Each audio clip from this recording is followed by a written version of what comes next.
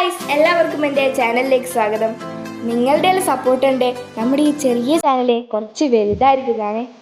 അപ്പോൾ ആ ഒരു സന്തോഷത്തിൽ നമ്മളൊരു ചെറിയ കേക്ക് കട്ട് ചെയ്യുകയാണ്.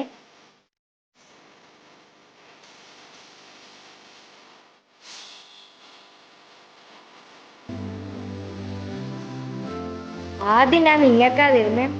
കാരണം നിങ്ങളുടെ സപ്പോർട്ട് കൊണ്ടാണല്ലോ നമ്മുടെ ഈ ചാനൽ ഇച്ചിരി വലുതായത്.